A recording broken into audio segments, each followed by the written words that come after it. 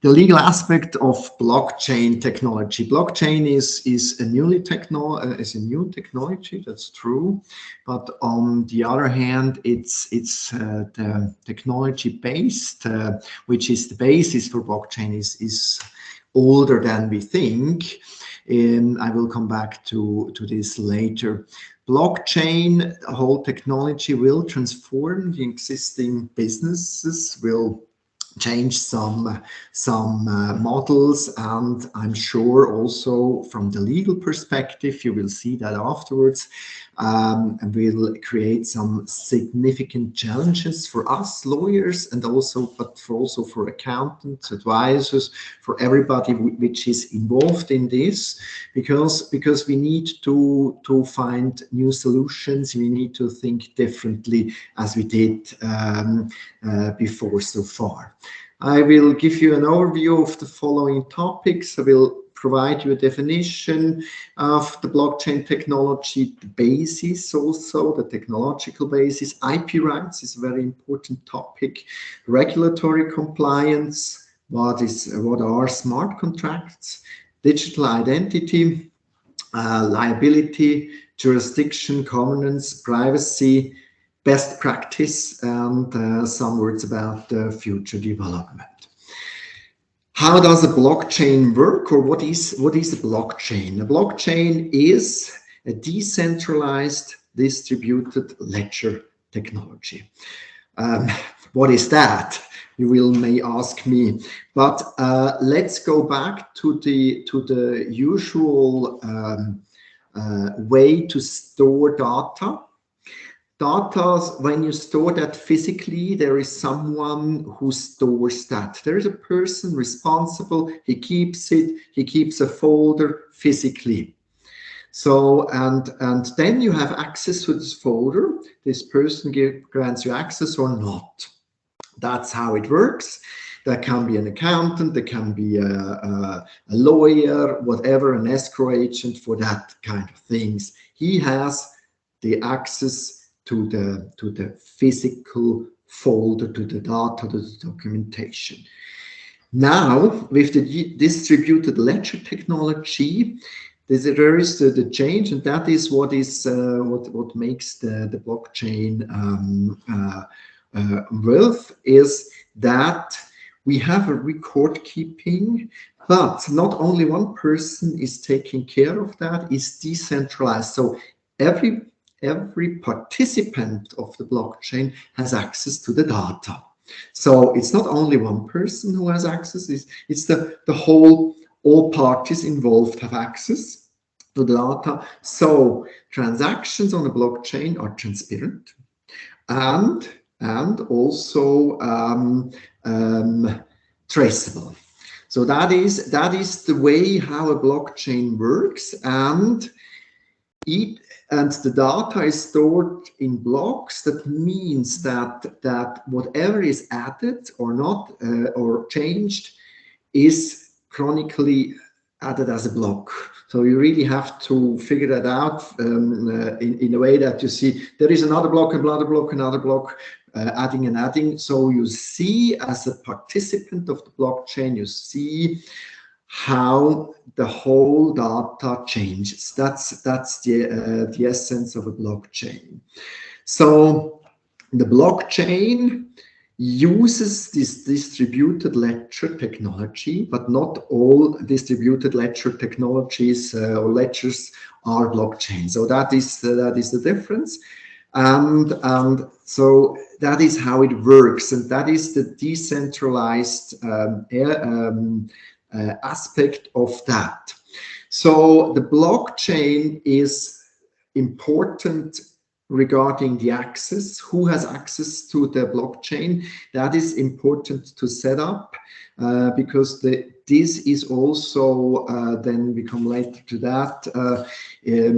Who can see the data, who can maybe change the data, and this is also traceable on the blockchain. It's immutable. That means that the blockchain, you cannot change something that was added before. You cannot change that afterwards.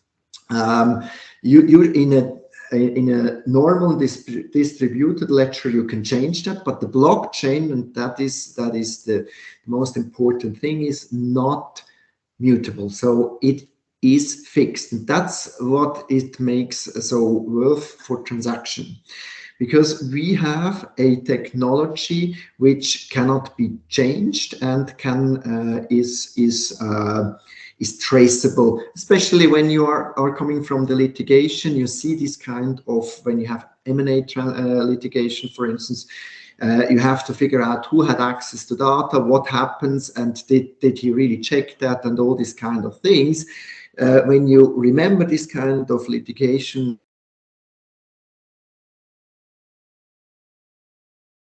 and it's transparent. Transparent means usually a blockchain is visible for everybody.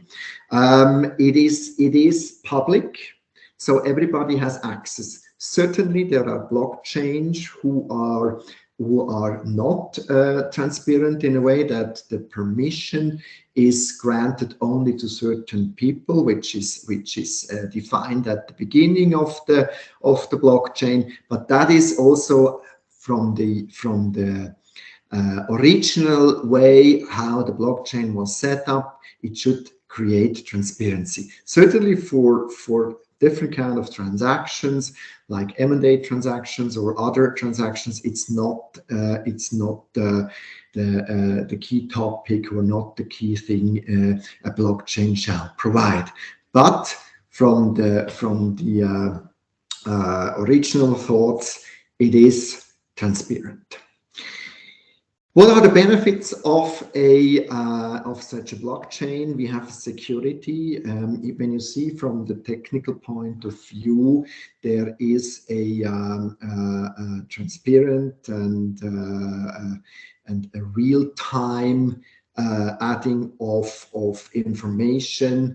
It is without any kind of intermediaries. All these kind of data rooms or storage of data with third parties is eliminated. And on the blockchain, we come back to when you hear something about the smart contracts, you can add some automated procedure to conclude a contract. And it is audible, means it is transparent. So that is basically what a blockchain is, just from the short overview. So this is, when you see, just going back to the old times when you had this bookkeeping where data was stored, and now everybody has access to the data. We come back then later also who can make changes and how does it work. But this is a very important point, that now it's decentralized, meaning a lot of people have access to the data, and if there are changes, then this is traceable. That is very important. Blockchain, when we see the one of the most important point or issues with blockchain are the IP rights. Why? Blockchain is an open source technology. So from that point of view, the blockchain technology does not grant any special IP rights. That has to be done by the user or the provider of the blockchain if IP rights are in dispute or have to be protected. That's very important to know. Since everybody has access to the blockchain, the data can be copied, or whatever is on the blockchain, it can be copied. So because that's the principle of an open source technology. So it is important if as an advisor you try to bring a transaction on the blockchain has to be permissioned. Permissioned means that only certain people do have access to the blockchain. That is actually basically the only way how to protect your IP rights if IP rights are on a blockchain. So you have to create a permissioned blockchain or private blockchain, whatever it is called. So you have to create restricted access to the blockchain. That can be done technically, and then usually your IP rights are protected under also in a blockchain. But it's important to know. Regulatory and compliance aspects of a blockchain. Blockchain, as I said at the beginning, is here to store data. On the other hand, we have to know what kind of data is stored. Is it is personal data collected or not? What kind of data is it? And then, as a lawyer, we have to find out if there are protected data to be stored and what kind of laws are involved, meaning the GDPR from the European Union or also the relevant US law, whatever is applicable. I will come back later regarding the applicable law, but data protection is a very important topic on a blockchain because you store data. That's very important to know. Anti-money laundering law. Why? If the blockchain serves as a payment system or should transfer digital currencies or other assets such as Bitcoin, Ethereum, and all these kind of things, some jurisdictions require a proper AML system. So, or backup, whatever it is, whatever the blockchain serves to. Securities regulation, again, if the blockchain serves to transfer bitcoins or other assets, whatever it is, there might be security regulation applicable in Switzerland whenever we have clear regulation regarding that, or in case you are trading with cryptocurrency as a trading platform, you need a license. You need a license if you are creating currencies which are also serving as a payment token, whatever.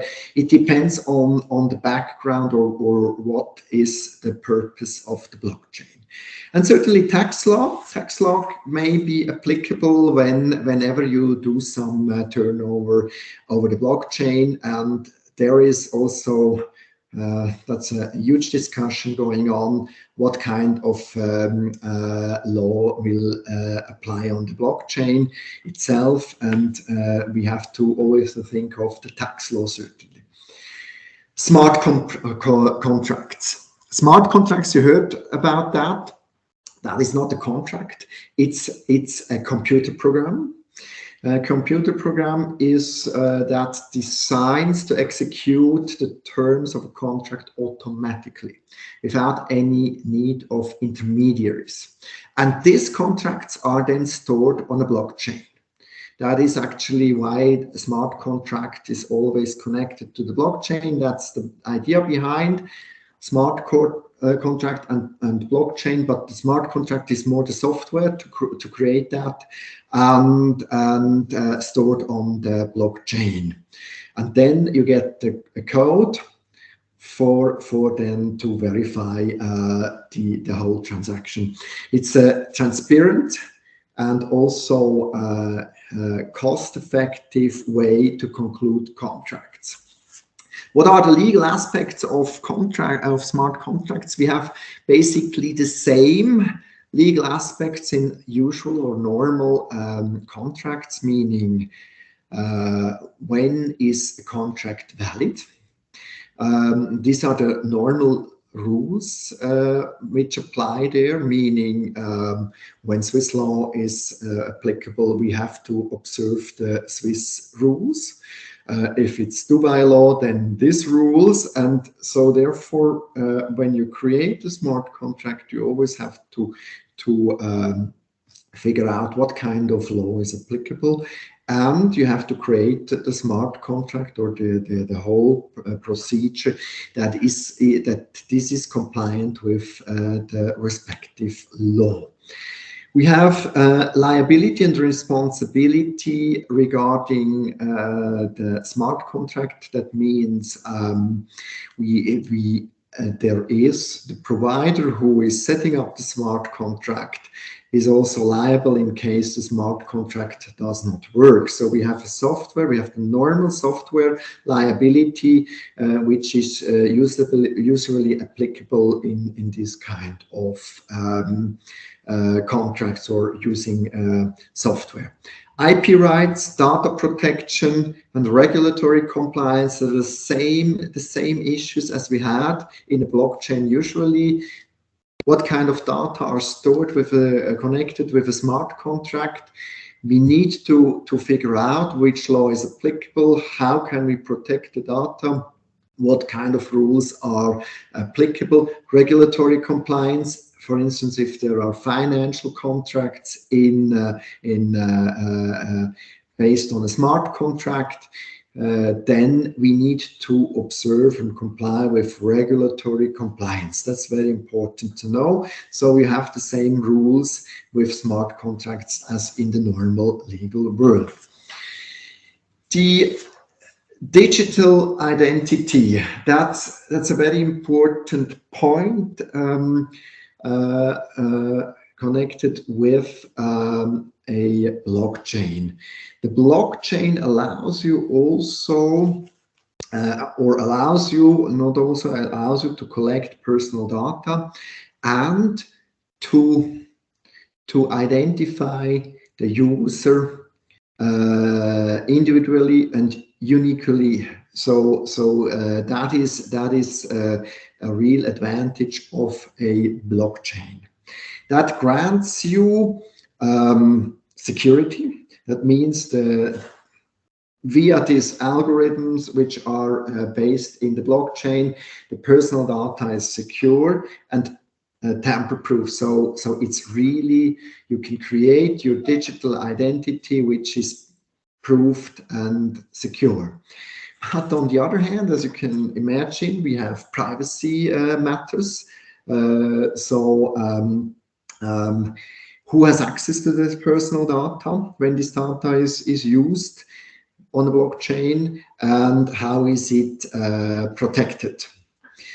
The good thing is actually, if there is personal data on the blockchain and it is here to use, it is interoperable. So the blockchain, you can exchange the personal data from one blockchain to the other, from one application to the other. So that creates the efficiency and certainly also the trust because your personal data is transparent, is immutable. So you have your digital identity on the blockchain, which is traceable and immutable. But that's also a huge issue regarding the data protection. So I do not really see a lot of project in the market regarding digital identity created on a blockchain. So that's still an issue, but technically that would be possible.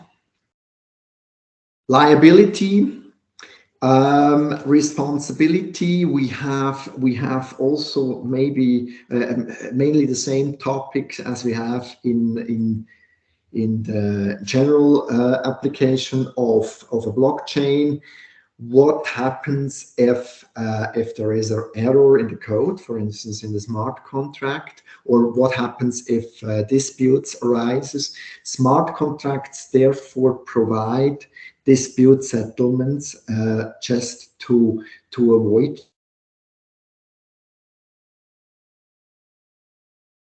creation of the smart contract. The provider is liable. Data security, that's a huge topic and a huge issue.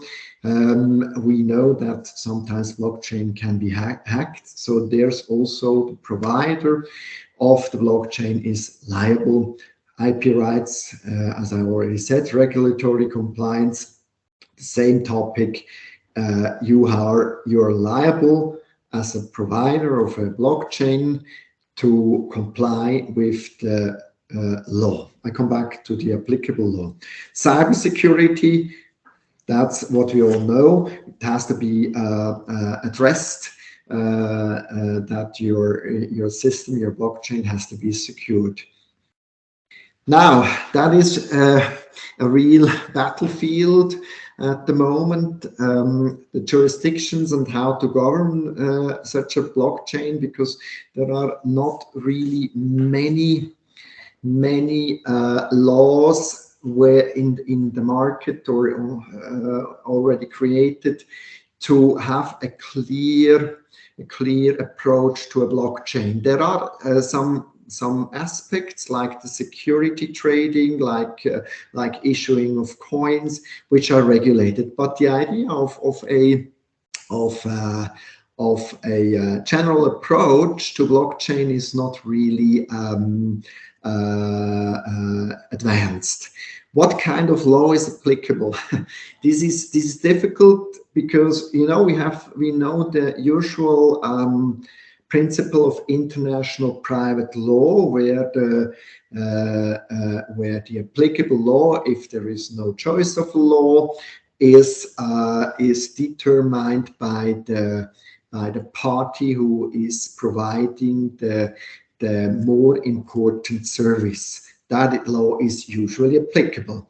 But here in a decentralized world where we have different parties. We have parties are all over the world, are spread over the world, are not always clear where they are.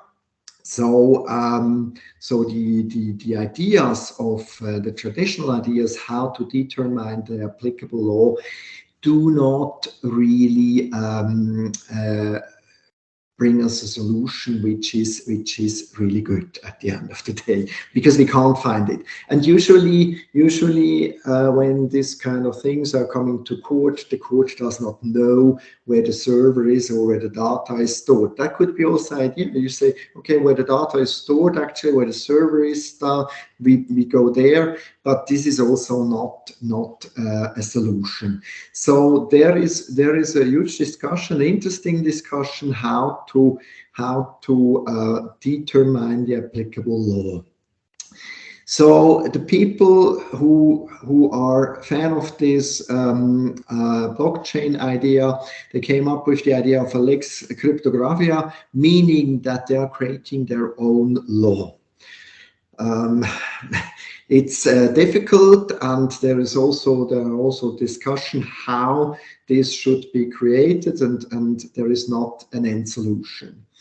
And certainly at the moment, which is according to me the best thing, is the self-regulation, meaning you set up a choice of law, you set up your law, your applicable law as the provider of the blockchain, as the owner of the blockchain.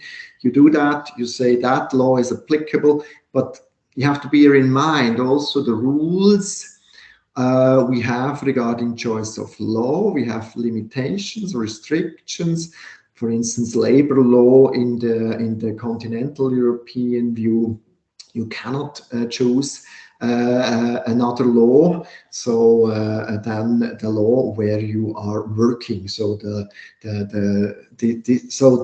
there you really have to be creative. What kind of law, and you have to check really the local jurisdictions, how far you can go with the choice of law. Jurisdiction is the same issue. Where do you go to court? We have the same principle or the same issue with like the choice of law. Is it possible to prorogate the competent court or not? So that has to be checked in detail. Is it possible here or not, or there, or does a court accept a litigation case? So basically, this provider of blockchain technology usually set in a arbitration clause just to solve that. But still, some matters, some contracts, some areas are not really allowed to put under an arbitration. For instance, the labor law. Principle of impact.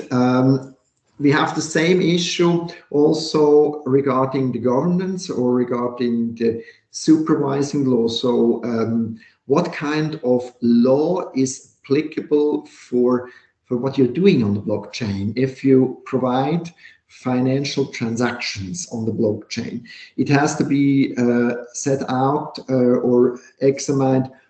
Is it maybe part of a banking aspect or security trading aspect? Does that imply a license, a local license, or whatever? So we have the same issue there.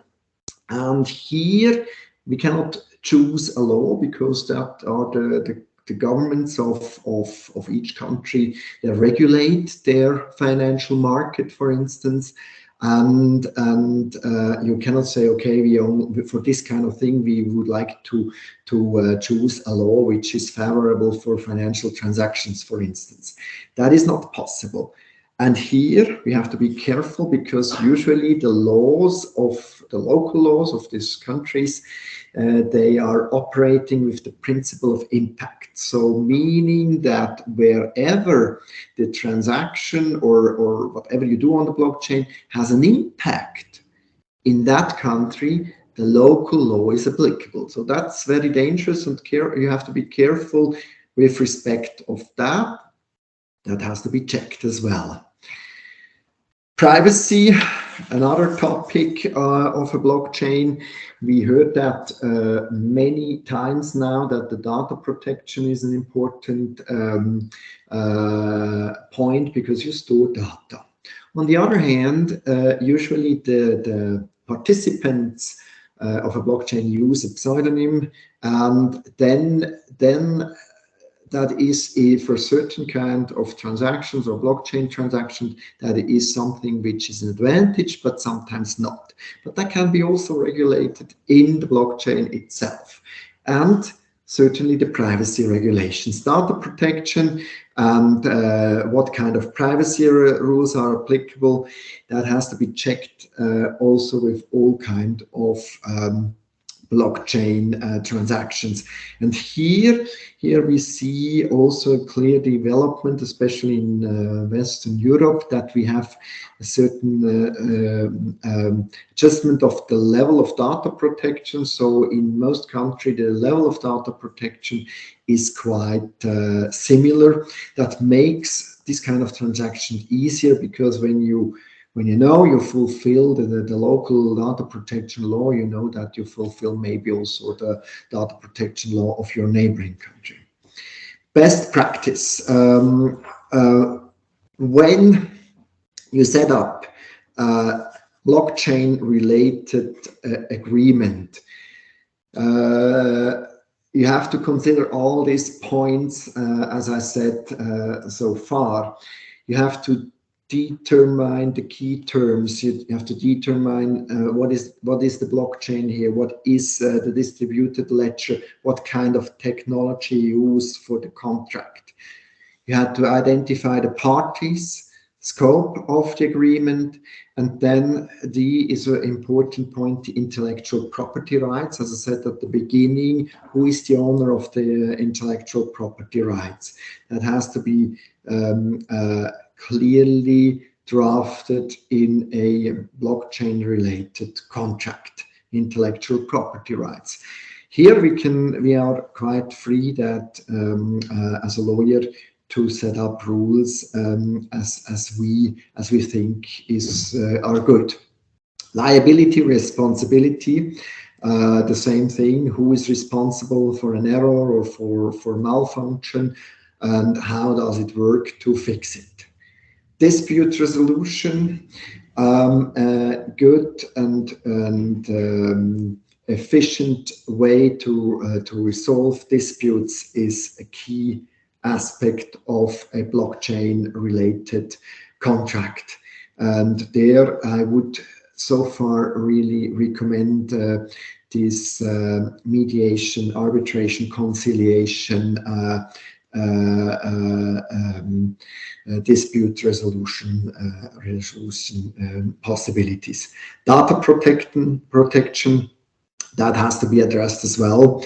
And also the privacy rules, as we already know from our practice with GDPR, these points have to be clearly set out in such a contract. Future development, some words. We see in the market more and more use cases regarding blockchain. The good thing is really that the blockchains are usually interoperable. Hopefully, the blockchains are creating more and more scalability.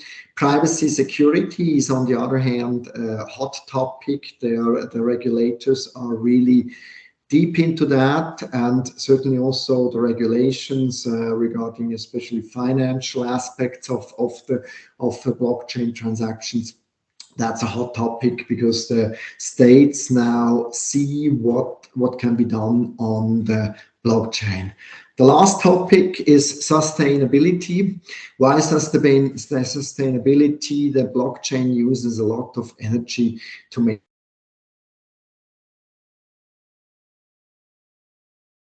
some research to do that better as we do it now. And that's a big disadvantage of a blockchain. The use of energy is not actually acceptable at the moment. So these are my few words on the blockchain technology. As I said, I will share Asim has already the presentation. He can send it out later. So I'm happy for discussion and also for questions. Thank you. Thank you very much for that. Very enlightening, very insightful. What people probably didn't see is the number of messages I was getting during your webinar. A lot of questions. So before I release these questions to you, I'd like to ask Edith if she has any questions and her thoughts. Thank you very much, and thank you, Peter, for the very interesting presentation. It is indeed extremely interesting and important to follow all the steps that and all the items that should be addressed. Because I had one case recently where many of these aspects have touched upon what we were busy with, and it's good to see how systematically you put it here, because it would have been easy for me to have it up front. Now I had to search it out myself, but it's fine. So it's definitely a good way to do it, and thank you for that. No question other than compliments to you, Peter. Great presentation. Thank you. Perfect. I would just like to add, we have other members with us. We have Ronnie, Nikki Romero, and Herv Kabande. I really hope I haven't ruined the name and I've given it justice in the pronunciation. So you guys have your cameras and microphones access on. If there's any other premium members, please raise your hands and I'll bring your microphone and cameras on. So the first question I have for you, Peter, because people were not using the chat, they were rather messaging me directly, right? So the Good. first question I have is, how does Web 2.0 use blockchain if it does? And can you see Web 3.0 gaining an advantage on blockchain, bearing in mind the difference of use? That's the first question. Yes, they use that for the storage, yes, but I'm not into the deep of this Web 2.0, Web 3.0, because I am really focusing on transactions and all these kind of things. But they are using the blockchain as a tool to store the data and to provide access to the participants of whatever tools you have on this. Yes, Yes. And at the end of the day, we have not yet talked about NFT, that you can mint a blockchain into an NFT. So then you can also make it transferable. So, but I think it's going to be too far if we are discussing that as well.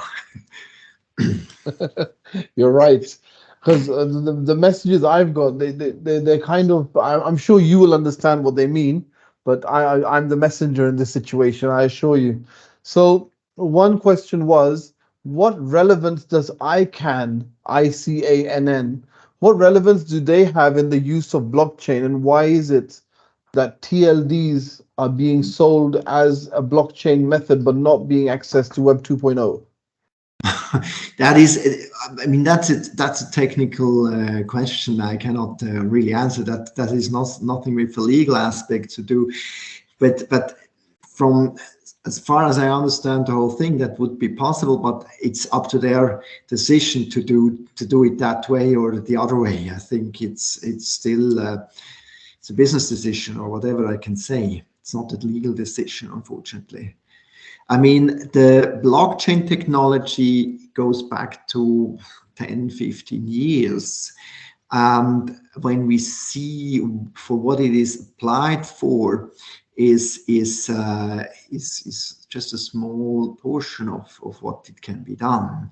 And it's actually, it came to life with the Bitcoin, you know. So those people who created the Bitcoin and Ethereum, they were looking for a technology where they can create their idea or store their idea, and they found this DLT technology to do that. So we are actually, the whole thing is older, but the fields of application is only a small part, you know, and we don't know how far it will go or not. These are business decisions, you know. It's really difficult to say. Perfect. And I hope you're very braced for the upcoming questions. Okay, So sorry. the next one is the smart contracts. So the terms of each contract, how do they, when they go into, what's the word they've used here? So when they're used multiple times, do the terms change? And how is the consideration exchanged for each contract is the next question. Okay, smart contract is the software, you know, you provide for just creating a contract. It is matching the people and matching the needs, and it's that is how the smart contract works. But the terms of the contract is done by you. Done by the lawyer or by the service provider. Smart contract is more and more used in the telecommunication industry for mobile phones and all this kind of contracts, you know, where you have standardized contracts. So you provide with 2-3 key aspects of the contract, especially the essentiale negotia, and then if the whole thing matches, then the contract is concluded. That is how it works, and the contract is then stored. But the terms do not change from contract to contract. It is actually set up by the provider, like we have it now. You know, when you go to a telephone shop and mobile shop, you buy your thing and you sign it. Wet ink, you cannot change the terms actually, but for other things, you know, but in smart contract you put your terms on the whole thing. Perfect. That's actually, you really very summarized it really well there. Another question I have is that you mentioned blockchain being a ledger in some words. So the question that has been asked here is, if a ledger becomes corrupt, so corruption, I believe, in the sense that this message is asking the question in, is perhaps damage, not like nothing with a negative intention. So if organic damage happens, would that affect the upcoming blockchains that would be made based on that one corrupt file or corrupt information? Really good question. I never had that case. The funny thing is, I have together with partners, we have a company providing blockchain solutions. So that's not from the legal point, from really application. What we are providing, we are providing that. And I have never seen that also in the company we are running, that this would happen. But that would be an issue. That would be really an issue. But I'm sure I have to ask my tech guys if you can recreate the data. But basically, you know, when you create the blockchain, you add a block, you add more data. That does not go into communication with the former data. So if the former data, for instance, is lost or damaged, that does not mean you cannot add from the technical point of view. But I can ask my partners what would happen then technically. Well, I'm glad that you got one question that had to make you think a bit more than the rest of them. Means good, yes. means we're on to a good start. Good, yes. So, where do you see? So these are questions I'm just relaying to you that were sent to me. Where do you see the level of consent ensuring that there's a human behind the request and not AI? And how would that affect the legality of the forthcoming? Wow, that's a tough question. That's a really tough question that goes into AI, and we can.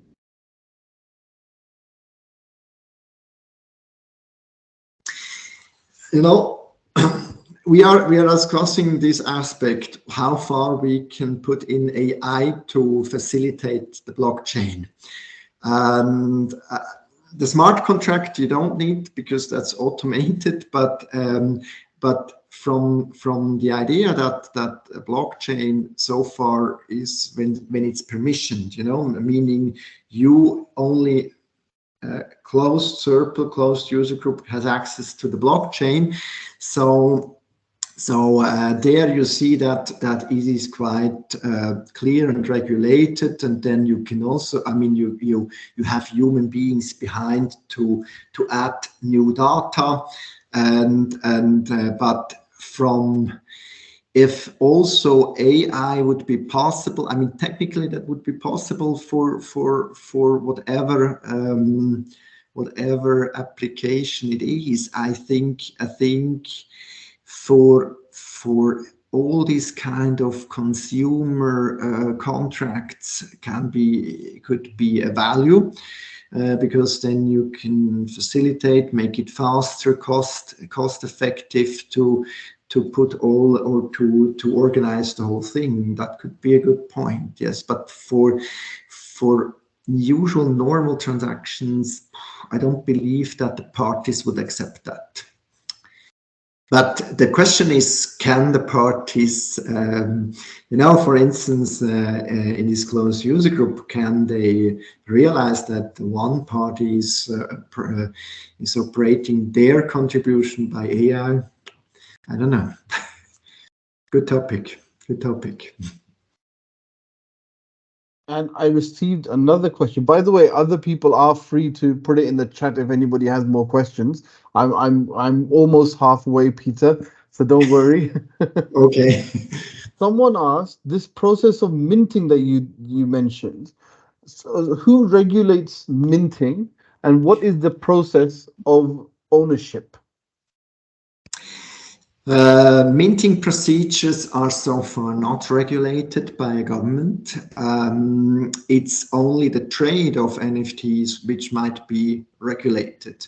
So minting, if you want to mint something, you know, an asset or a blockchain or whatever, you can do that with normal providers. There are providers on the market. You can Google that, and then you get a list of providers.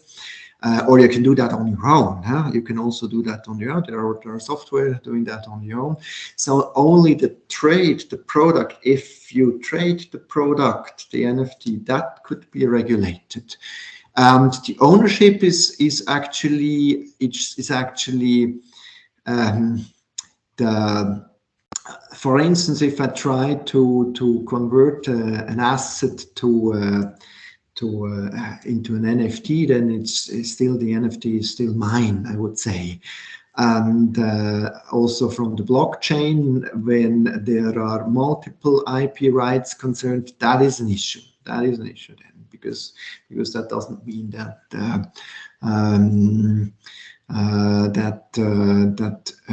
the one who minted the blockchain into an NFT is then automatically the owner of that. So I don't believe that must be regulated in the blockchain again. Perfect. And Sorry we to just had interrupt. There was a some. very interesting case in the Netherlands in February where somebody purchased a piece of an NFT, and it was and the guy that purchased it for somebody else kept the more expensive piece and bought another one for the original client, and he found out. So what could be done, and it's very interesting because also ownership wise, is that the court allowed to put liens on the NFT, and it really happened. They put liens on the NFT. It's really technical, and it could be brought back to the original owner. So there are traditional ways of putting liens on very non-traditional new technologies, and that's very exciting. When you say liens, I don't. I'm not familiar with that term. Is that some sort of court order or? It's a freezing order, actually. It's some kind of freezing order. You're freezing that asset. You go to the courts, you get a court order, and you say, please, court, allow me to freeze that asset because it's mine. And it's a unilateral proceeding, so the other part does not even know that you approach the court. In the Netherlands, you can do it like that. It's unilateral, so it's a big surprise that once the court bailiff gets to, with his whole technical team in this regard, to wherever they can access this asset, whether it's a bank or it is an NFT, which is on wherever, they go there. The court bailiff does that, and they freeze the asset with the order that they got from the court, and then you cannot move it anymore. It's like a freezing order on a bank account, but then on an NFT. Perfect. So specific performance. Nice. Like it. Sharon has raised her hand. I'm trying to see if I can get her attention. Maybe she has a question to ask. Sharon, she just raised her hand a moment ago. Let's see if she's still here. So Sharon, if you can, you might not be able to hear me right now. The moment you get this, drop a message in the message section and we'll bring you on. So to this input that Edith gave and a question that I had before, how would inheritance work? What would one have to prove with regards to inheriting blockchain? These are very interesting questions we're getting in. So it is. I mean, basically, it is the same rules apply with normal civil law. It is at the end of the day the question how to prove and how to get access. We know that there are some bitcoins lost and all these kind of stories, whatever. So in other words, there was a thesis published recently here in Switzerland about the digital assets in an inheritance. It is an asset usually, sometimes not. But if it is backed up with an asset or connected to an asset, whatever, it is an asset which is part of the inheritance and has to be distributed as like the normal civil law. It's a question. It's a question how to have access to that, you know. So therefore, and that with the younger generation, especially who have this kind of assets, it is a question how do you keep your access codes or whatever it is, then at the end of the day that your heirs have access to the whole thing. But apart from that, it's totally, it's the same thing as if it would be a Van Gogh at your wall, treated the same thing. It's also tax-wise, you know, digital assets are taxed the same thing as everything else. And that's actually, at the end of the day, the best solution. We do not need to invent the wheel for these digital assets. It's only a question what kind of law is applicable, how do you have access, but that's regulated by either by the digital asset itself or otherwise. But anything else, we don't need to invent the wheel. One warning, if I may. There is a huge group of people who, especially because of this whole Bitcoin thing and the exchanges that got into trouble, were trying to sue them to get their money back. And one of the and there were some interesting court cases as well, because especially for consumers, we have special consumer law where you can sue them in your own country. So what happened was, one of the interested spectators was the tax office, because because once you get to court, you tell them, look, I had 700,000 euros in Bitcoins. And then the tax authority said, oh, that's interesting, because it doesn't show in your tax. So be careful if you do that. I mean, there are some aspects, as Peter says, very right. It is just an asset, and you have to report it to the tax authorities as if it was anything, you know, anything like normal money or investment or whatsoever. The only problem is, of course, that the value of these digital assets, they change so dramatically every day, or they can, that for taxation reasons, it's really a problem. They usually look at it at the 1st of January and the end of the year, and then they see how much it went up or down altogether to tax it. But if you start, having a different lifestyle because of that, or going to court and claiming damages, the tax authorities will watch you if you haven't declared it. I guess that's a bit of a warning to everybody, I guess. The question of wallets, do you find wallets to be a loophole, or can wallets be used as a loophole for multiple users trying to run the same transaction, is the next question for Bitcoin. For blockchain.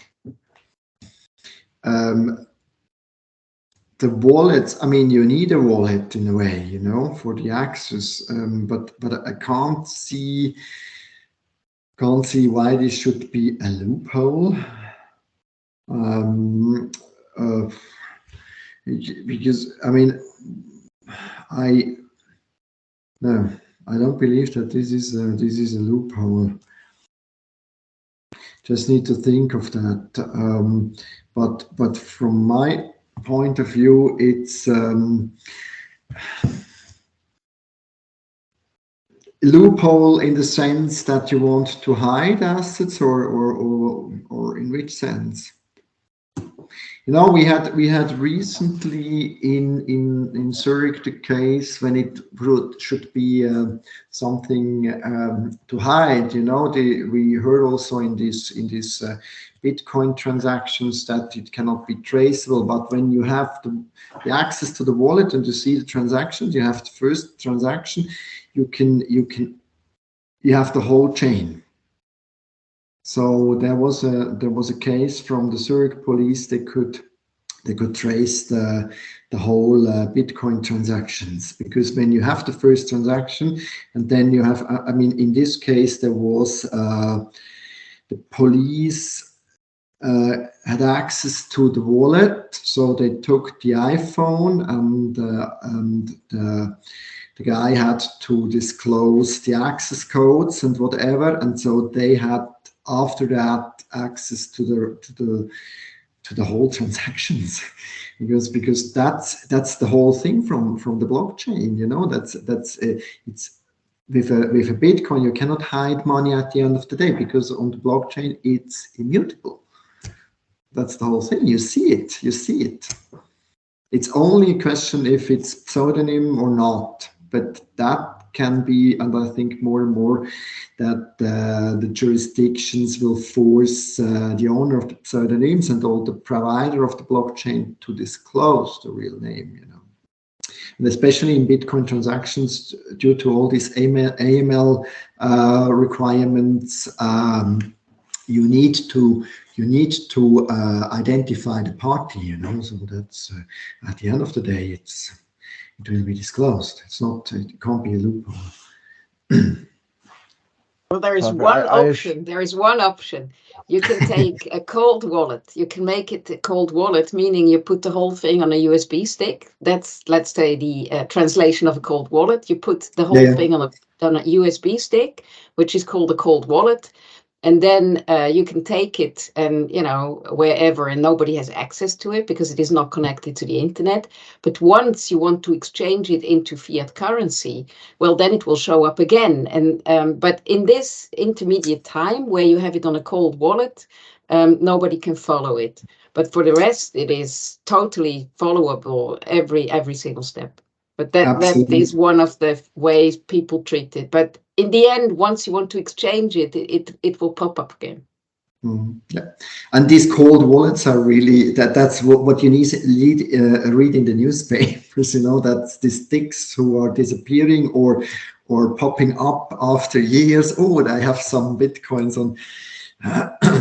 No, that's the way. But but as a normal person, it's not a loophole. Yeah. The next question is regards to right of privacy. So the message reads, the owner of Bitcoin is still unknown.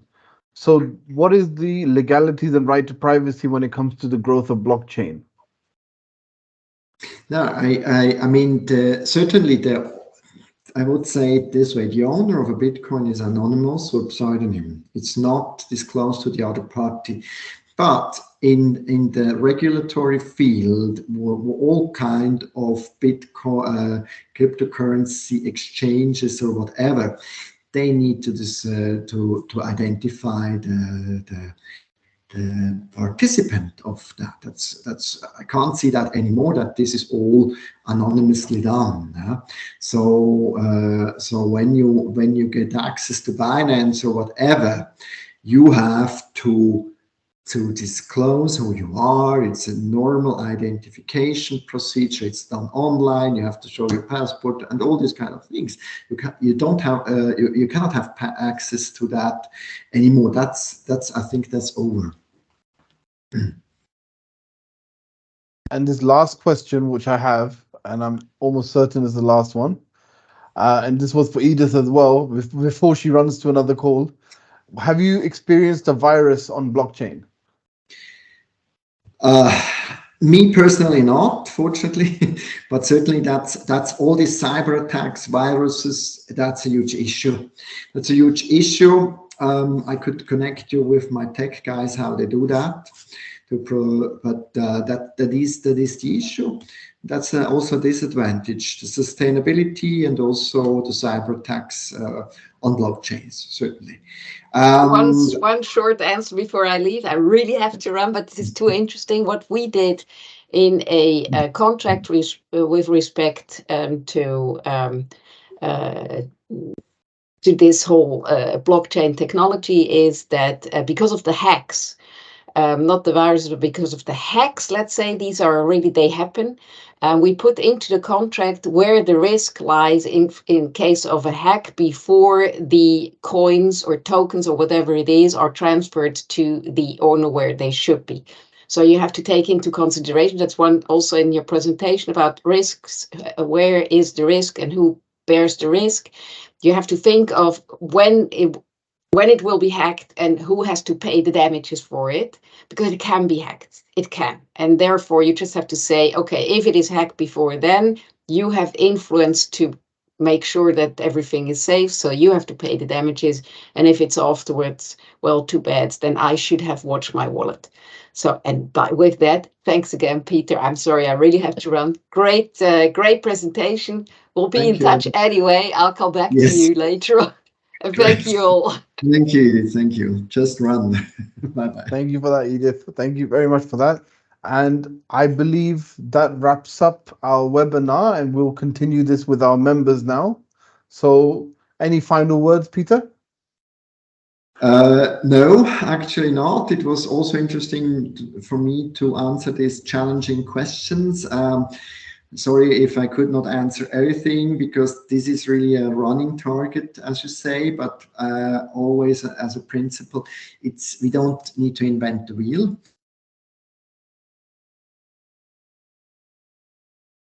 Of tool, we are regulating that. And if you have other questions, you see that in my presentation, just contact me, feel free, and I'm happy to answer and to help you out. Thank you. But I think it's good. It's good, Asim. I think we need to have this kind of webinars. That's a good point, a good approach also to know the members better, their expertises, and also communication, and also some kind of benefit. And if it's only 1 hour, and think that's perfect. That's at the end really good. And the visibility, the visibility of the network. But it's good. It's very good. Mr. Kabande, how do you see blockchain technology affecting your region and affecting commerce where you are? Oh, wow, that's a very good question. That's a very, very good question. So first, I'm in Rwanda, which is East Africa, Central Africa. So it's an interesting market. So because something that's interesting is internet penetration in Rwanda is very well. We have fiber optic, high-speed internet. So there's a lot of crypto traders here that are very active. Even in Binance, you can see them. So I think it's affecting us. Well, it's directly connected to the development of the world.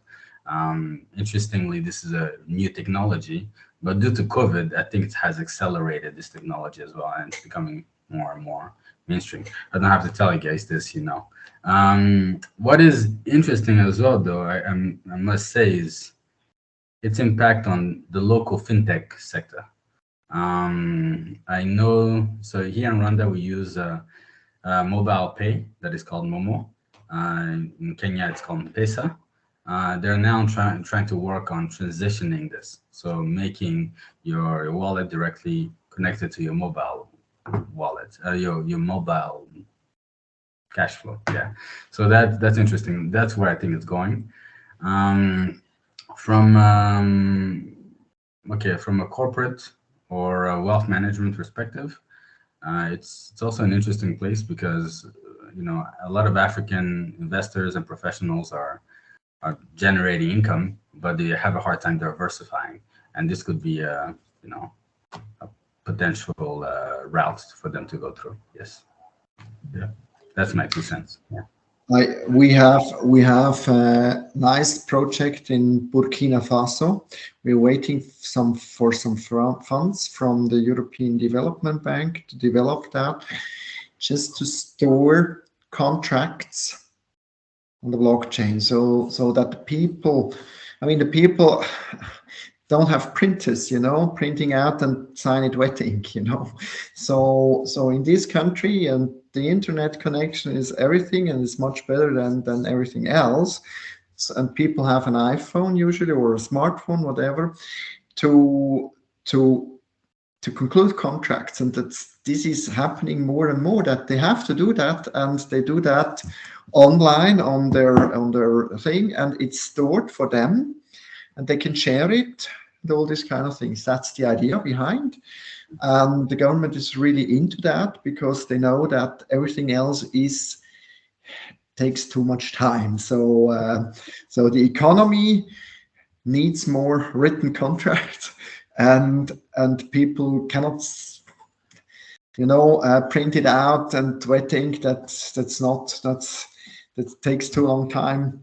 But this is a good project in this, because this is part of the infrastructure of such an economy, to improve the infrastructure and also to facilitate the trade. That's the whole thing at the end of the day. Actually, I just want to add to you on the continent. In terms of technology, there's usually leaps in terms of technology application and implementation. A good example is the telephone. We skipped that aspect in terms of wire telephone directly to cell phones, and I think we're doing exactly we will be doing exactly the same thing. I think it's Great. Great. critical. Yeah. So. Yeah. Because this is this is so crucial. There are some requirements that the provider says, I'm only doing that by a written contract, which I say, okay, that's fair enough. But how to provide the infrastructure, the technical infrastructure, do that in Switzerland, when you go to a shop, they have a printer and they print it out and you sign it with ink.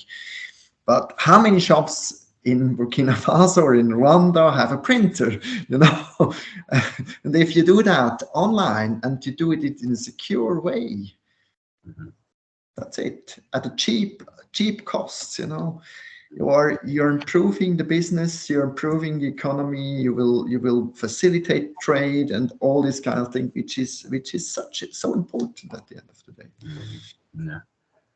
So I'm looking forward to what's going to happen in the future here in terms of its implementation. That's the hardest part from Absolutely. what I've but I'm looking forward to also what other people are thinking about this as well. Yeah. Absolutely. Great. Yeah. One question pops up to mind. How do refunds on the blockchain work? Like, does it just reverse the ledgers or does it add a minus to the ledger moving forward? You mean how do you mean that? Refund in compensation or what? So when we look at an explanation of how blockchain works, so it's basically a ledger, right? So everybody has a record and it's in multiple places to ensure It's the same, security. yeah, and it's the same record everywhere. Yes. Mm-hmm. So when a refund takes place, say for example, a payment went from A to B. Now when that payment comes back to B to A, does it? That has to be regulated as well, I mean, in a smart contract, you can define the conditions and then the refund will go automatically. And in, let's say you put an art transaction on a blockchain, and also with fine art, which is very high valuable, high price, and then you see that it's not the condition as it was described in the condition report. There is a reduction of the price. That will be also stored in the blockchain, certainly. Yeah. But the payment method is also set out in the blockchain how you want to do that, and that's the fintech technology. How you do it and how you back it up, and there you have the regulatory issues, because whenever you handle with payment services and assets back and forth, you have payment issues. But the idea, the blockchain was first, or the DLT was first, and then came the blockchain, and then came the Bitcoin. These guys saw, that is the technology we want to we need for this Bitcoin or Ethereum idea. That's the point. Interesting. And where do you see, like, not more of a futuristic approach of its growth, but where do you see the implementation where it currently isn't being implemented, where you feel it will have more of an impact if it was to be implemented in those sections or industries? There are two industries. I mean, that the smart contracts, where you have millions of contracts, that is a good thing. There is already huge progress in this respect, and also we are working on project to facilitate normal transactions, meaning M&A transactions or other transactions. Because we see the necessity to have a good system how to structure an M&A.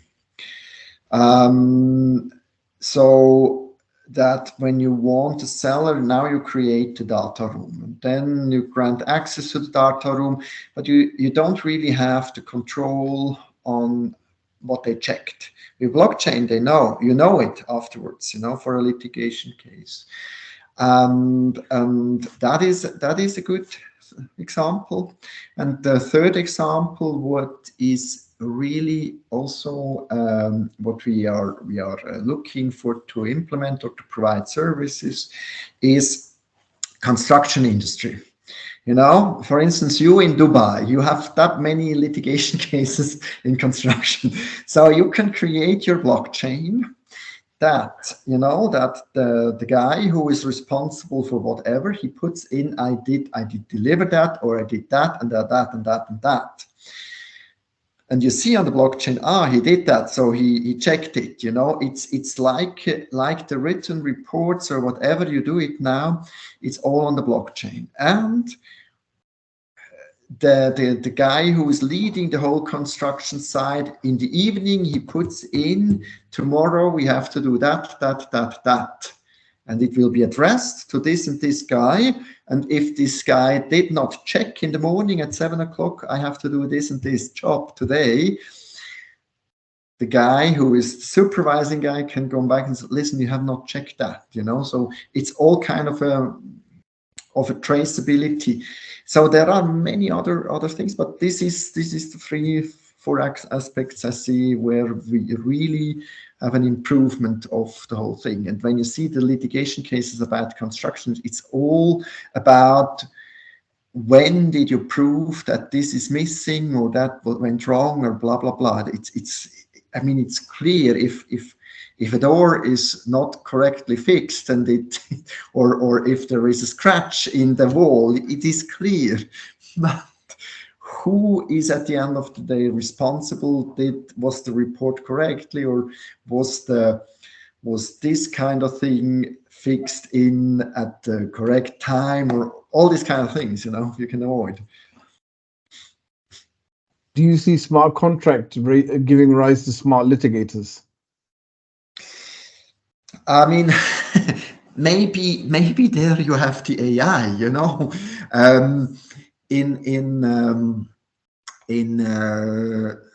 technically that is possible. For instance, you have with your telephone provider, mobile provider, you go to another country and then the roaming fees are wrong,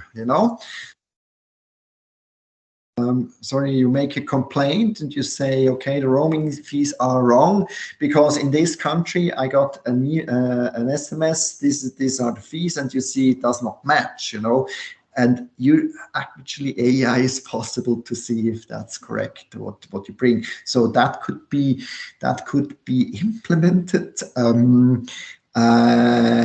Aircrafts, aircraft industry. You have also mass litigation. If 350 people are late, you can put in your contract with the airline. Okay, this is late. That grants you as a EU citizen 2 hours late, 200 euros, and that's it. So when the passenger claims that, okay, it already knows if he claims, he gets 200 euros or whatever. And if you bought the whole thing by a credit card, it goes back to the same credit card. So that is technically possible. I think, it's still that people don't want to do that yet, just because of, if it's at the end trustable in a way that it really handles the whole thing correctly. Or imagine if something goes wrong in one case and then this guy goes public, and that could be an issue, but technically that's possible. It's very keen. Yes, Mr. Kabande. Sorry to interrupt. This is very interesting to me. Our firm, our consulting firm, and we specialize in project management and implementation, which is where you spoke about contract. And so you spoke about the implementation of smart contract in construction projects. That would be fantastic, especially on the continent. I mean, it's going to be a game changer, specifically because a lot of these big projects, you hit some milestones, you need the green light from people on site for the funds to be released, and etc. So I wanted to ask you, is there something, because this is great, and we get the chance to talk about this emerging technology here, and you're the expert. I wanted to know, is there some options available out there for such application? Not yet, not yet. I tell you, we are working on that. We are working on that with a group of people, and I'm sure we are not the only one. We're not the only one. All right, I will connect with you when you're ready. Please let us know. Yes.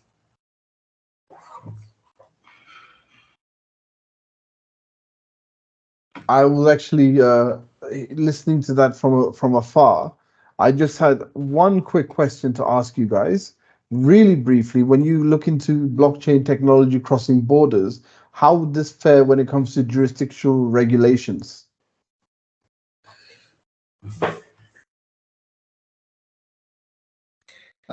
Shall I? Yeah, that is a big issue. I mean,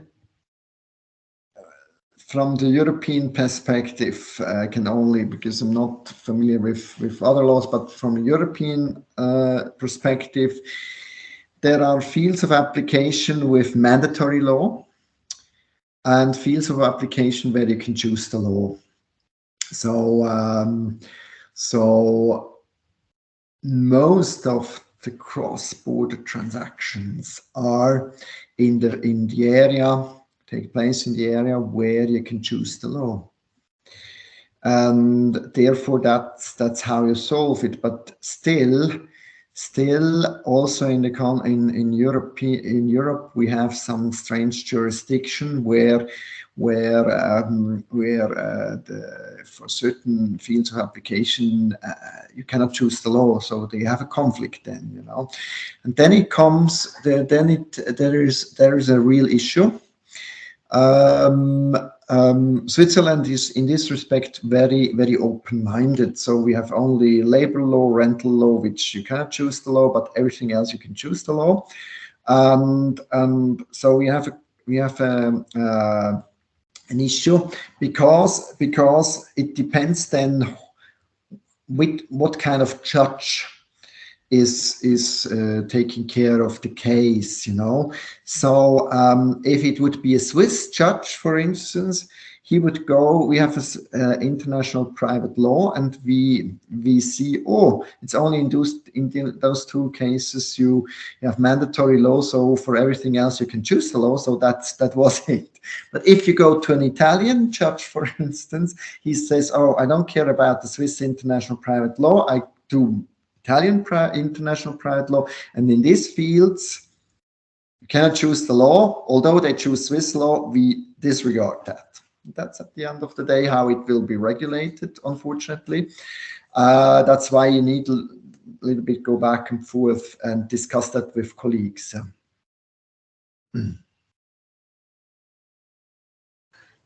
Just to give my input from project implementation and project management perspective, contracts, in terms of cross-border discussion, of course, certain contracts, depending on certain jurisdiction, you need to sign it, hard copy, stamp it, and also notarize it. So, which is how it usually works here. But while the contract is running, it's even said that an email is a binding document. So, and this is why a lot of times we can actually send electronically signed documents between phases of a specific project. Yeah, I'm looking forward to seeing how the launch of a project will take place here. If it can take place completely online, yeah. I think there's a lot of parallels between blockchain and intellectual property, because even in intellectual property, the legal system is so far behind. I mean, YouTube is running on laws that were created in 98, 2000, 2010. The UK is running on CPDA, the copyright and patent laws of 1988. So I think perhaps, if we were to spearhead something like the suggestions you guys have made and get it to mass publication, it might actually be a good idea. What are your thoughts on that? It's a lot of discussion we have to take care of in the next. Maybe you were aware that the European Union just the intellectual property law wanted to change. So for all these small videos on TikTok and Instagram, where people take pieces of movies or series or whatever, or pictures, they wanted to forbid that, because it's an intellectual property, and certainly the European Union, that's correct approach, because if you take a picture or a small sequence of 2-3 seconds from my friends, whatever, or whatever kind of series, it is an infringement of intellectual property rights. But does it make sense to regulate that, and up to what extent, and all this kind of thing? There was a huge discussion about that. It's still not at the end, and I think there are different kind of interests that had to be weighed. Those who are creating the rights and those who are using the rights and all this. Basically, when I discuss with my kids are not kids anymore. They are young adults, but they are 22 and 25. They have another approach to that. They say, yeah, certainly it's my intellectual property, but I don't care. I don't care. When I put it on the internet, that's it. I don't care. So maybe that's also an approach. That's a totally different approach. Because I asked them, yes, but you create some content, and if someone copies that, yeah, I don't care. It's the copyright law, isn't it? You're allowed to use copyright, I believe. And there's a very famous case. I'm sure you're aware of it. If not, it's definitely going to be good reading for you guys. There was a gentleman who pretended to be a police station, and he had a Facebook page, and he pretended to be an American police station, and he would make parody messages which looked like they're from the police station, but when you read them, you realize it's parody. So they had no other angle to get this guy other than copyright. That look, you're pretending to be an officer. And there was a Supreme Court judgment. I'm talking about this year, 2023 or 2022, I'm not sure, very recent. And The Onion, which is a very famous parody website, actually came into the defense of this gentleman and said that when you're parodying somebody, you don't have to clearly say that you're parodying, you can just copy. So if somebody takes copyrights for entertainment purposes, educational purposes, that's really the gray area that people, they're trying to make it non-binary.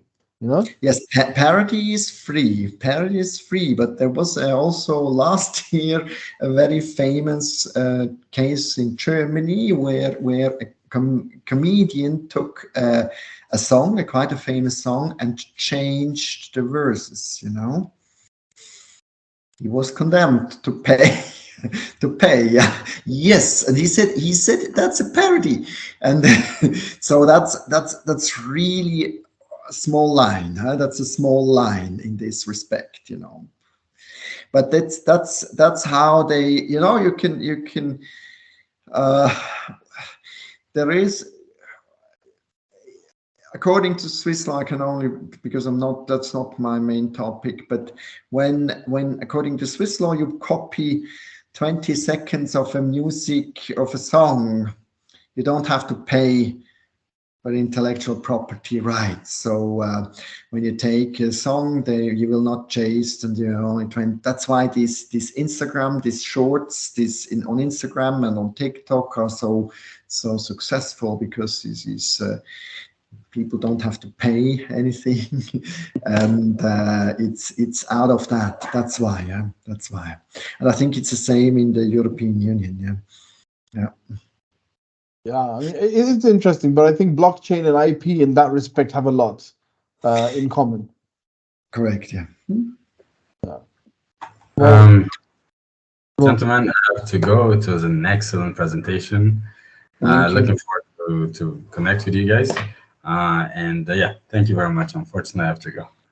Yeah, me too. Anyhow, yeah. we'll Thank you. wind Have this up here. thank you. Perfect. Thank you very much for your time, Peter. Thank Really you. appreciated it. Thank you. Me too. I appreciate the whole thing, the organization. Really great. Thank you. Thank you. Thank you. Cheers. Bye now. Bye-bye. Bye.